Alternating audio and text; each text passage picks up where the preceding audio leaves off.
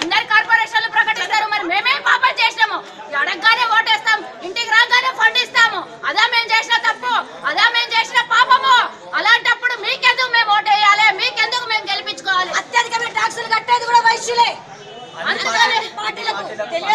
అన్ని పార్టీలకు ఏ రోజు ఎలక్షన్లలో ఉన్నామంటే ఆ రోజు ఇంటికి వచ్చి ఫండ్ కావాలంటే ఇచ్చేదే మొదటి వ్యక్తి వైశ్యుడు. కాబట్టి మా ఆవేదన వినిపించండి, మా ఆవేదన భరించండి, మా ఆవేదన మీకు కార్పొరేషన్ ప్రకటించండి. దేవాలయాలలో మాదే, సత్రాలలో మాదే, బయట మాదే, అన్ని చోట్ల మేము హక్కులు కోరలేదు. కోరుతున్నాము. మాకు కంపల్సరీ కావాలి, కార్పొరేషన్ దక్కాలి మాకు. ఓట్లు వేయడానికి 6 వైశ్యులు కావాలి.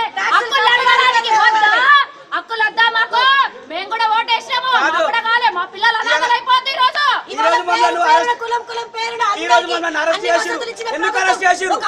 ఎట్లా మర్చిపోతుంది ఈ ప్రభుత్వం? ఈ రోజు మమ్మల్ని అరెస్ట్ చేసిరు. ఎందుకు అరెస్ట్ చేసిరు?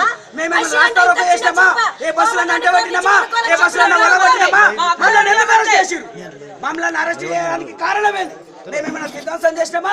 ఏ బస్సులు అద్దాలను వలగొట్టామా? ఏ హోటళ్లను వలగొట్టామా? సామరస్యంగా మేము